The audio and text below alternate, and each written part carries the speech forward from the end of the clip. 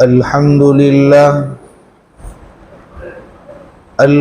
لله الذي كفى وسلام على عباده الذين اصطفى أما بعد فقد قال الله تبارك وتعالى في القرآن المجيد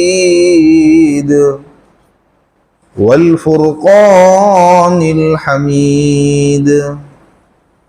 أعوذ بالله من الشيطان الرجيم. بسم الله الرحمن الرحيم.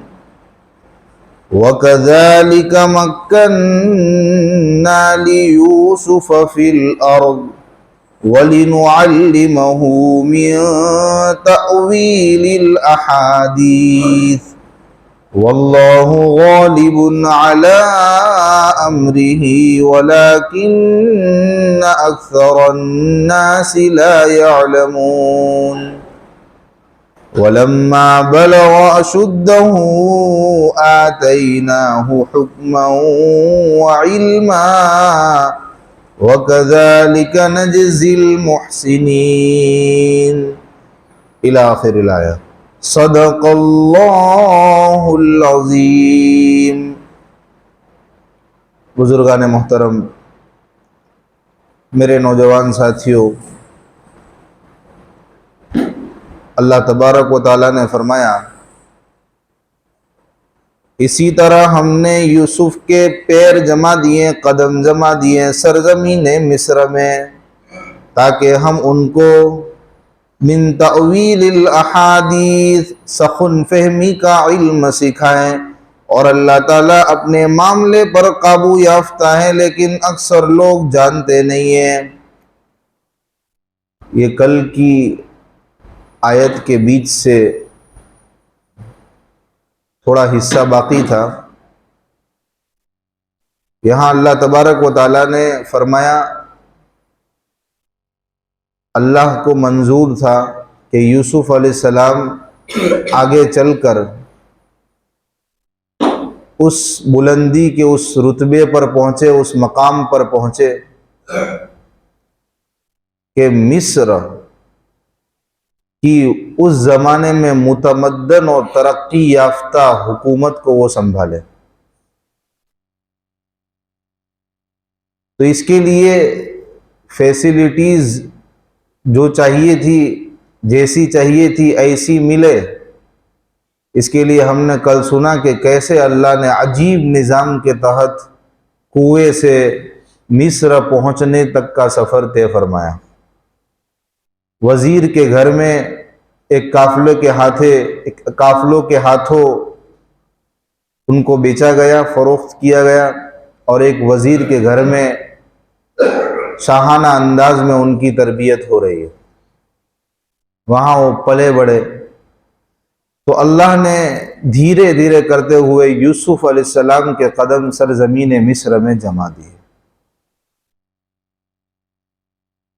کیونکہ اللہ تبارک و تعالیٰ کو آگے چل کر ان کو مقام دینا تھا، ایک رتبہ دینا تھا. اور اپنے گاؤں میں رہتے ہوئے، دیہات میں رہتے ہوئے یہ فیسلٹیز نہیں مل پاتی. اس لیے انتخاب کیا کس گھر کا؟ وزیر کے گھر کا. بادشاہوں کے جو عزیز ہوتے ہیں اس کے گھر کا انتخاب کیا کہ وہاں سرداروں کی مجلسیں لگے گی، وہ سنیں گے.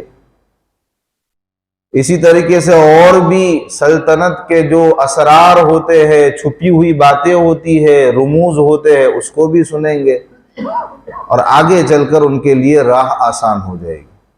اور گامڑے میں، دیہات میں اگر ان کی تربیت ہوتی تو یہ فیسلٹیز ان کو ملتی نہیں ملتی. تو یہ سب اللہ کا نظام تھا وہاں تک پہنچانے کا. آگے اللہ تبارک و تعالیٰ فرماتے ہیں کہ ہم نے، تاکہ ہم ان کو سکھائے سخن فہمی کا علم. اس کے بارے میں آگے آ چکا ہے. اس کا ترجمہ خوابوں کی تعبیر سے بھی کیا جاتا ہے کہ اس کا علم سکھائے، لیکن ایک ترجمہ ہے سخن فہمی، کہ ہر معاملے کی سمجھ اور حقیقت رسی، یعنی اس کی تہ تک جانا، اس کی نتائج تک جانا، اس کو سمجھنا کسی بھی معاملے کو. اس کی قابلیت اللہ تبارک و تعالیٰ یوسف علیہ السلام کو عطا فرمائے، اس کو سکھائے۔ تو یہ سب نظام اس لیے بنا۔ آگے اللہ فرماتے ہیں یوسف کو اللہ تبارک و تعالیٰ نوازنا چاہتے تھے، تو اللہ نے فرمایا اللہ تعالیٰ کے معاملے پر اللہ قابو یافتہ ہے، لیکن اکثر لوگ جانتے نہیں۔ یعنی کہ انسانوں کی تدبیریں اللہ کے چاہے ہوئے کے سامنے فیل ہو جائے گی۔ ایک طرف انسان ہزار کسی کو گرانے کی تدبیریں بنائے کہ اس کو اونچا نہیں آنے دینا ہے، اس کی عزت نہیں ہونی چاہیے، لیکن اللہ کی چاہت یہ ہو کہ اس کو اونچا سے اونچا مقام دینا ہے، تو میرے بھائیوں بتاؤ، لوگوں کی تدبیریں پاس ہوگی، لوگوں کی تدبیریں یہ کام آئے گی کہ اللہ کا چاہا ہوا یہ آگے جائے گا۔ یوسف علیہ السلام کے بھائیوں نے تو چاہا تھا کہ یوسف بلندی کے مقام کو نہ پہنچے، لیکن اللہ کی چاہت یہ تھی کہ یوسف کو مقام دینا ہے، تو اللہ اپنے معاملے پر قابو یافتہ ہے، لیکن اکثر یہ لوگ جانتے نہیں ہیں۔ اور اللہ تبارک و تعالی کسی بھی انسان کے اندر اس کی جو پوشیدہ صلاحیتیں ہوتی ہے، اندر کا جو ٹیلنٹ ہوتا ہے، دفن کردہ جو اس کا کمال ہوتا ہے، اس کو ظاہر کرنا چاہتے ہیں نا، تو پھر حاسدوں کو اس کا ذریعہ بناتے ہیں، جلنے والوں کو اس کا ذریعہ بناتے ہیں۔ لوگ اس سے جلتے ہیں، اس کی شہرت خود بخود ہوتی جاتی ہے۔ حاسدوں کو ذریعہ بنا کر اللہ تبارک و تعالی اس کے کمال کو، اس کے ٹیلنٹ کو لوگوں کے سامنے اجاگر کرتے۔ یہاں بھی کچھ ایسا ہی ہوا تھا، اور ہم بھی اپنے ارد گرد میں، اپنے اطراف و نواح میں دیکھتے ہوں گے کہ کسی کو اللہ نے کسی خاص ٹیلنٹ سے نوازا ہے، لیکن حاسدین اس سے اتنے جلتے ہیں کہ اس کو اونچا نہیں ہونے دیتے۔ ہر محفل میں اس کو گرانے کی باتیں، ہر محفل میں اس کی کمی کوتاہیاں، اس کی نقص پر باتیں کی جاتی، لیکن اللہ ان کو ذریعہ بنا رہے ہیں کہ وہ انسان کو اللہ ایک ٹائم آئے گا، ایک وقت آئے گا کہ ان حاسدوں کے ذریعے سے اللہ ان کو مقام دے گی۔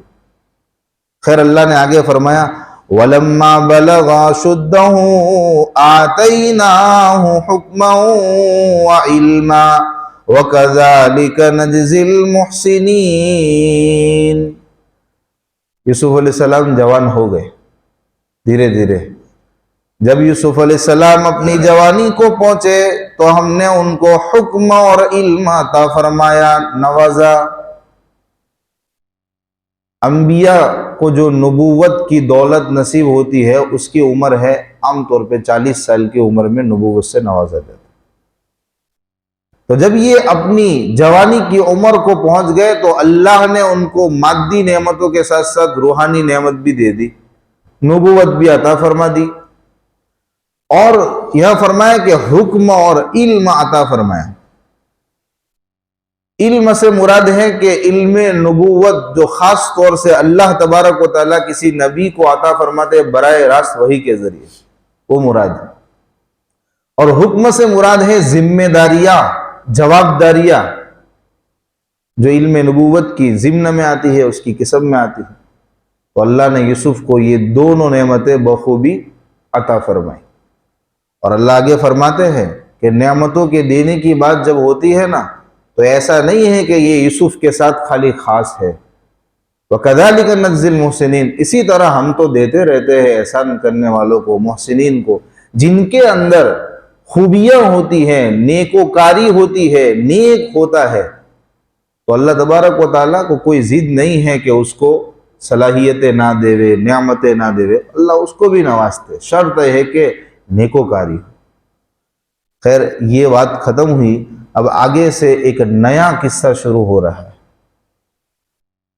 فرمایا وَرَاوَدَتُهُ الَّتِي هُوَ فِي بَيْتِهَا عَن نَّفْسِهِ وَغَلَّقَتِ الْأَبْوَابَ وَقَالَتْ هَيْتَ لَكَ، جس کے گھر میں یوسف علیہ السلام تھے، اس عورت نے یوسف کے نفس پر ڈورے ڈالنا شروع کیا، ڈورے ڈالنے لگی، دروازے بند کر دیے اور کہا کہ آؤ یوسف، میرے قریب آ جاؤ۔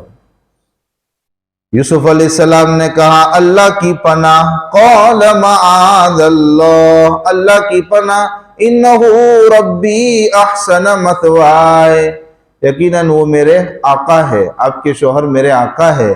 क़द अहसन मथवाय, उन्होंने मेरी मंजिलत को बेहतर बनाया, मेरी मस्कनत को, मेरी रहाइश को अच्छा बनाया है। इन्नहु ला युफ्लिहु ज़ालिमून, यकीनन जुल्म करने वाले, ना इंसाफी करने वाले कामयाब नहीं होते हैं। जिसके घर में अल्लाह तबारक व ताला ने यूसुफ अलैहिस्सलाम को पहुंचाया अपने अनोखे निज़ाम के तहत, शोहर ने उस हीरे को पहचाना था, उस इंसान की वैल्यू को पहचाना था, और बीवी से आगे हिदायत की थी, जो हम कल सुन चुके हैं कि ये हीरा है, उसकी इज्जत करना, उसके ठिकाने को अच्छा बनाना आगे चल के हमें काम आएगा। लेकिन क्या पता था कि जिसके घर में यूसुफ अलैहिस्सलाम पल रहे हैं, बढ़ रहे हैं, उस घर की मालिका ही अपना दिल यूसुफ को दे बैठेगी। वो यूसुफ के हुस्न और जमाल पर, यूसुफ की खूबसूरती पर लट्टू हो गई, फरेफ्ता हो गई, मफ्तून हो गई, और अपनी तमाम तर तदाबीरें उसने कर ली कि कैसे यूसुफ मेरे करीब आ जावे। और बात मोहब्बत से बढ़ के इश्क तक पहुंच गई थी, और इश्क में इंसान क्या कुछ कर देता है आप सब वाकिफ हो। चारों नाचार जब देखा अपनी तमाम तर तदाबीरें फैल जा रही है, यूसुफ भाव नहीं दे रहे हैं, रिस्पॉन्स नहीं मिल रहा है, वो तो ठहरे पैगंबर,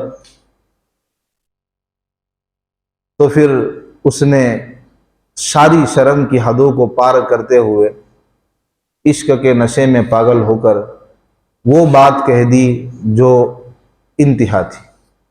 इससे आगे बढ़कर कुछ नहीं कहा जा सकता।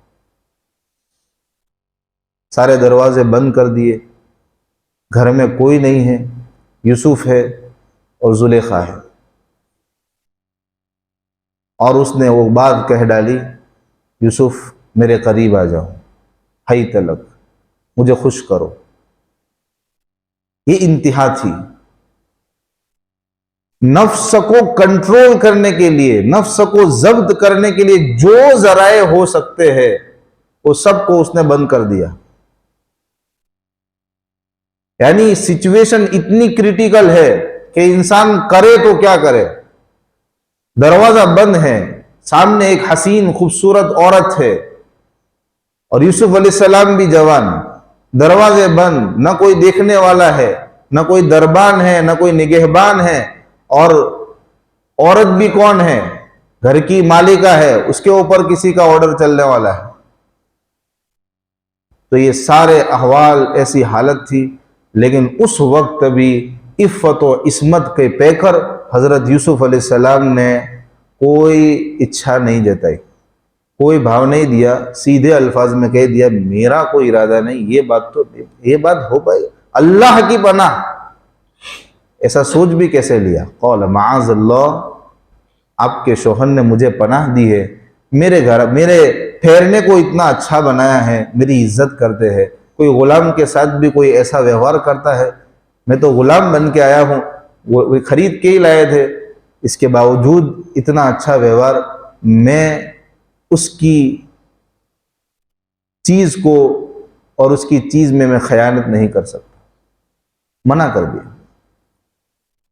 क़ाल मआज़ल्लाह इन्नहु रब्बी अहसन मथवाय, अगर इसके बावजूद भी इतने सारे मेरे आका के मेरे ऊपर एहसानात है, ये अल्लाह सुझा रहे हैं, इसके बावजूद भी अगर मैं ये नापाक हरकत करता हूं तो मैं नाइंसाफी करने वाला, और नाइंसाफी करने वाले कामयाब नहीं होते। इन्नहु ला युफ्लिहु ज़ालिमून वलक़द हम्मत बिही व हम्म बिहा लौला अर्रआ बुरहान रब्बी कज़ालिक लिनस्रिफ़ अन्हु अस्सूअ वल फ़हशा इन्नहु मिन इबादिनल मुख़लसीन। बखुदा, कसम बखुदा, वो औरत यूसुफ का पक्का इरादा कर चुकी थी اور یوسف بھی اس کا ارادہ کر چکتے اگر اپنے رب کی دلیل کو نہ دیکھتے۔ یعنی یہ قرآن کا انوکھا انداز یہ بیان کر رہا ہے کہ سچویشن اتنی خطرناک تھی، اتنی فتنہ خیز تھی کہ اگر وقت پر اللہ کی طرف سے ان کے ذہن میں یہ بات نہ آئی ہوتی، اپنے رب کی دلیل کو انہوں نے نہ پایا ہوتا، تو قریب تھا کہ یوسف اس گناہ کے اندر مبتلا ہو جاتے۔ یوسف بھی ان کا پکا ارادہ کر لیتے، وہ عورت تو کر ہی چکی تھی، یہ آیت کا ظاہر بتا۔ باقی قاعدے سے دیکھنے جاؤ نا، عربی کے قاعدے سے، تو یہ لولا کا جو شبد ہے وہ شروع میں آتا ہے، لیکن یہاں بیچ میں آیا۔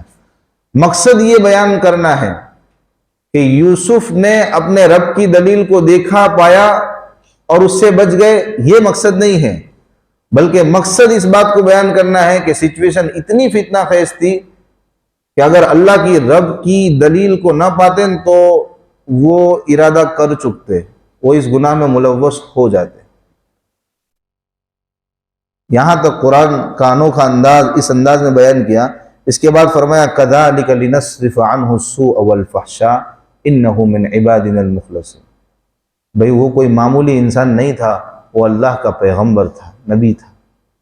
نبی معصوم ہوتے ہیں، اور معصوم ہونے کا ہرگز یہ مطلب نہیں ہوتا ہے کہ ان کے اندر کوئی فیلنگ نہیں ہوتی، ان کے اندر سے اللہ گناہ کی قوت کو ختم کر دیتے ہیں، بلکہ وہ ہماری طرح انسانی تقاضے جو ہمارے ساتھ بشری تقاضے ہیں ان کے ساتھ بھی ہوتے ہیں، لیکن اللہ تبارک و تعالی ان کو ایسا اس وقت پہ سجھا دیتے ہیں، ایسی تدبیریں ان کے ذہنوں میں ڈال دیتے ہیں کہ گناہ کو ان کے قریب نہیں جانے دیتے۔ حفاظت خداوندی ان کو شامل حال ہوتی ہے، حالات تو ان کے سامنے بھی ایسے آتے ہیں، لیکن اللہ کی طرف سے ایسی حفاظت آ جاتی ہے کہ وہ گناہ سے بچ جاتے، چھوٹے بڑے گناہ ان سے سرزد نہیں ہوتے۔ اس لیے میرے اللہ کا انوکھا انداز دیکھو، انہوں نے، اللہ نے یہ نہیں فرمایا کہ یوسف کو ہم نے برائی سے بچا لیا، ہم نے بے حیائی سے بچا لیا، كَذَلِكَ لِنَصْرِفَ عَنْهُ السُّوءَ وَالْفَحْشَاءَ، تاکہ ہم یوں نہیں کہا کہ برائی سے یوسف کو بچا لے گئے۔ بچا لینے کا مطلب تو یہ تھا کہ بھئی یوسف جکڑے گئے تھے، یوسف پھنس گئے تھے اور ہم نے بچایا۔ اللہ نے فرمایا ہم نے ان سے برائی کو پھیر لیا، بے حیائی کو پھیر لیا، وہ تھے تو ہمارے مخلص بندے، برگزیدہ بندے، ہم نے پھیر لیا۔ یعنی وہ تو اپنے نبی ہونے کی وجہ سے، معصوم ہونے کی وجہ سے اس گناہ کو کر نہیں رہے تھے، اور گناہ میں کر ہی نہیں سکتے تھے، تو معصوم تھے، اور انبیاء گناہوں سے معصوم ہوتے ہیں، لیکن یہ برائی ہے نا، یہ بے حیائی، یہ ان کا پیچھا نہیں چھوڑ رہی تھی، اور ارد گرد گھوم رہی تھی، تو ہم نے اس کی جڑیں کاٹ دی، اس کے جال کو کاٹ دیا۔ کتنا ڈیپ میں جا کر سوچنے کی ضرورت ہے کہ اللہ اپنے کلام میں ایک ایک لفظ کو کتنی حکمت سے بیان کرتے۔ اللہ کے برگزیدہ بندے تھے، انہو من عبادنا المخلصین۔ اس کے بعد اللہ نے فرمایا واستبق الباب وقدت قمیصہ من دبر والف یا سیدہا لدى الباب۔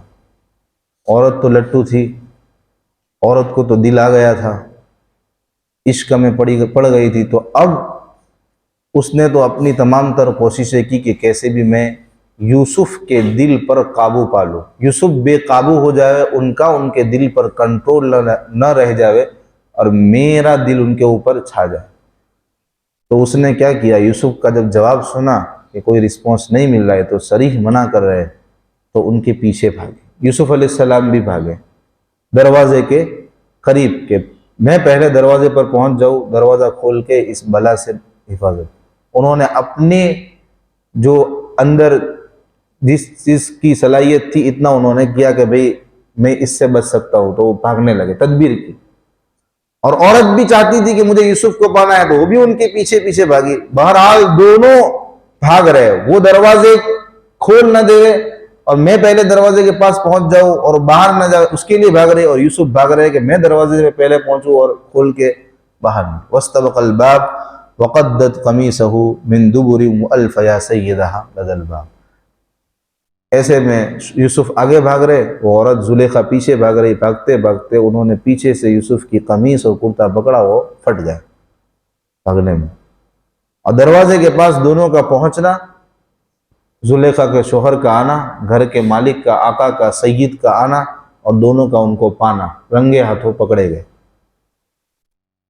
اب وہ تو اس کی بیوی تھی، اس نے سارا پاپ کا انجام اور کس کے اوپر ڈال دیا؟ یوسف علیہ السلام کے اوپر پاپ کا گھڑا پھوڑ دیا. تو میں نے کچھ نہیں کیا، یہ تو سب یوسف کے وانے ہیں. اور تمہاری بیوی کے ساتھ کوئی برائی کا ارادہ کرے تو اس کو کیا سزا دو گے؟ یا تو قید کرو گے یا اس کو اس دردناک عذاب دو گے. اس کے شوہر کے دل میں، دماغ میں اپنی برات کر رہی ہے اور یوسف علیہ السلام کو جرم کے اندر پھنسا رہی. یہی فرمایا گیا قالت ما جزاء من اراد باهلك سوءا الا ان يسجن او عذاب علیم. عورت نے کہا اس کی سزا اس کے علاوہ کیا ہو سکتی ہے کہ اگر کوئی تیری بیوی کے ساتھ برائی کا ارادہ کرے اس کو قید کر لیا جائے یا اس کو دردناک سزا دی جائے. یوسف علیہ السلام نے کہا قال ہی راودتنی عن نفسی، میں نے کچھ نہیں کیا، یہ میرے نفس پر ڈورے ڈال رہی ہے، سارا کچھ کرایا اس کا ہے، یہ میرے پیچھے بھاگ رہی تھی، میں تو اپنے آپ کو بچانے کے لیے آ گیا اور میری قمیص پھٹ گئی. وَشَهِدَ شَاهِدٌ مِّنْ أَهْلِهَا، اللہ نے عجیب نظام بنایا. بادشاہ کنفیوژن میں، سچویشن کریٹیکل ہو گئی کہ کیا کیا جائے. عورت کہہ رہی ہے کہ یوسف ملزم ہے، یوسف علیہ السلام کہہ رہے ہیں کہ عورت ملزم ہے. میرا قصور نہیں ہے، عورت کا قصور ہے. ایک دوسرے کو مورد الزام ٹھہرانے لگے کہ یہ ملزم یہ ملزم. تو اب گواہ چاہیے. اللہ نے اس وقت گواہ کا انتظام فرمایا کہ ایک ہونہار لڑکا، ایک صاحب فہم جس کے اندر فہم و فراست تھی، اس نے یہ چیز پیش کی، اس نے گواہی دی کہ دیکھا جائے کہ قمیص کہاں سے پھٹی ہے. اگر قمیص آگے سے پھٹی ہے تو سمجھ لینا کہ یوسف ملزم ہے، اس لیے کہ وہ عورت اپنے آپ کو بچا رہی تھی، یوسف ان کے ساتھ برا معاملہ کر رہے تھے، تو اس میں چھینا جھپٹی میں ان کی قمیص آگے سے پھٹے گی تو یوسف ملزم ہوں گے. اگر ان کی قمیص پیچھے سے پھٹی ہوئی ہے تو عورت قصوروار ٹھہرے گی. یوسف اپنے آپ کو بچانے کے لیے آگے بھاگ رہے تھے، پیچھے سے عورت نے کرتا پکڑا اور پھٹ گیا. یہ بات بیان فرمائی ہے. ان کان قمیصہ قد من قبل فصدقت وهو من الكاذبین، اگر ان کی قمیص آگے سے پھٹی ہوئی ہے تو عورت سچی ہے، راست باز ہے اور یوسف جھوٹے لوگوں میں سے. وَإِن كَانَ قَمِيصُهُ قُدَّ مِن دُبُرٍ فَكَذَبَتْ وَهُوَ مِنَ الصَّادِقِينَ، اگر یوسف کی قمیص پیچھے سے پھٹی ہوئی ہے تو عورت جھوٹی ہے اور یوسف راست باز میں سے ہے، یعنی سچ بولنے والوں میں سے. خیر بادشاہ نے قمیص کو دیکھا، فَلَمَّا رَآ قَمِيصَهُ قُدَّ مِن دُبُرٍ، کہ کہاں سے پھٹی ہوئی تھی؟ پیچھے سے پھٹی ہوئی. عورت پکڑی گئی، عورت کا فتنہ پکڑا گیا تو اس نے سرزنش کی اپنی بیوی کی، یہ سب تیرے وانے ہیں، تیرا مکر ہے. اس نے کیا کہا؟ انہو من کیدکن، یہ تو تیرا مکر ہے، اور عورتوں کا مکر بڑا بھیانک ہوتا ہے. ان کیدکن عظیم، عورتوں کا مکر بڑا بھیانک ہوتا ہے. یوسف علیہ السلام کو پھر معاملہ سلجھانے کو کہا، کیونکہ ان کی فضیحت ہوئی تھی، ان کی بیوی نے ایسا کیا تھا تو معاملہ تو نمٹا نا. تو یوسف سے کہا کہ بھئی اس کو جانے دو، اعراض کرو. یوسف عارض عن ھذا، اس کو اگنور کرو، معاملے کو یہیں پہ دبا دو، کسی سے کہنا نہیں ہے، اس کی بھول ہے. اس سے کہا بھی وَاسْتَغْفِرِي لِذَنْبِكِ، معافی شافی کر لو، تمہاری غلطی ہے. انکی انت من الخاطئین، کہ تم خطا کاروں میں سے ہے. معاملے کو سلجھاؤ اور بات کو آگے نہ بڑھاؤ. اب میرے بھائیوں میں یہاں سے اس طرز کلام سے ایک بات کہنا چاہوں گا جو تفسیر کی کتابوں میں لکھی ہوئی ہے. یہ جو جملہ ہے نا کہ عورتوں کا فتنہ بڑا بھیانک ہوتا ہے، یہ جملہ عزیز مصر کا ہے، زلیخا کے شوہر کا ہے. اس کو قرآن کا فیصلہ نہ سمجھے کہ رہتی دنیا تک دنیا کی تمام عورتیں فتنے والی نہیں ہیں، کہ سب عورتوں کا فتنہ خطرناک. بہت ساری دنیا میں ایسی بھی عورتیں ہیں جو کیسے کیسے کام کر کے گئی. یہ تو عزیز مصر کا جملہ ہے کہ ہم اس وقت کی عورتیں جو تھی وہ فتنہ خور تھی، فتنہ خیز تھی. ان کا فتنہ، ان کا مکر یہ بڑا بھیانک تھا. تو اس سے ہم اندازہ لگا سکتے ہیں کہ اس وقت جو مصری معاشرت تھی، وہاں کا جو رہن سہن تھا وہ کتنا گندا ہوگا، کتنا خطرناک ہوگا. جیسے آج یورپ اور یورپ زدہ جو کنٹریاں ہے یا جو جگہ ہے، وہاں کا جو ماحول ہوتا ہے کہ عورت اپنے آپ کو ہر اختیار میں اپنے آپ کو آزاد رکھنا پسند کرتی ہے، شوہر کے دباؤ میں رہنا نہیں چاہتی ہے، اور عفت اور عصمت کے معاملے میں تو وہ سمجھے ہی نہیں ہے کہ عفت اور عصمت بھی کوئی شریعت کا حکم ہے۔ تو جیسی ہمارے یہاں یورپ اور یورپ کی تہذیبیں ہے، ان کی معاشرت ہے، اس سے بھی گئی گزری معاشرت اس وقت تھی، تبھی جا کر عزیز مصر یہ جملہ کہہ رہے کہ ان کیدکن، کہ تم سب عورتیں ہیں نا، تمہارا مکر یہ بڑا خطرناک ہے۔ اور شوہر دب کے رہتے تھے اس وقت، اس کا اندازہ آپ اس سے لگا سکتے ہو کہ اتنا بڑا کانڈ ہو گیا، اتنا بڑا معاملہ ماجرا ہو گیا کہ عزیز مصر ایک وزیر کی بیوی ایک ادنا نہیں بلکہ معزز غلام کے ساتھ، یوسف علیہ السلام جن کو غلام بنا، ان کی نظر میں تو وہ چھوٹے تھے، تو ان کے ساتھ پکڑی گئی۔ اس کے باوجود بھی زیادہ سے زیادہ کیا سرزنش کی، معاملے کو دبا دیا، تھوڑا کچھ بولا، غصے میں آ کر بے اختیار اتنا بول دیا کہ بھئی تیرے وانے ہیں، تیرا مکر ہے، بات ختم۔ تو اس سے ہم سمجھ سکتے ہیں کہ اس وقت عورتیں کا اخلاقی پیمانہ کس لیول کا تھا اور شوہر کتنے ان سے دب کے رہتے تھے۔ خیر، آج کی تفسیر کے اندر یہ واقعہ پیش کیا گیا، ابھی یہ واقعہ ادھورا ہے۔ یہ بات انہوں نے گرچہ دبا دی وزیر نے، لیکن یہ بات جنگل کی آگ کی طرح پھر پھیلتی گئی، اور ساری خواتین جو معزز خواتین تھیں ان کے کانوں تک پہنچی، پھر تان و تشنی ہوئی، پھر ان کو دعوت پر بلایا۔ تو یہ سب انشاءاللہ کل ہم پیش کریں گے، اس کے لیے ایک دن کی زحمت اٹھانی پڑے۔ اللہ تعالیٰ کہنے سننے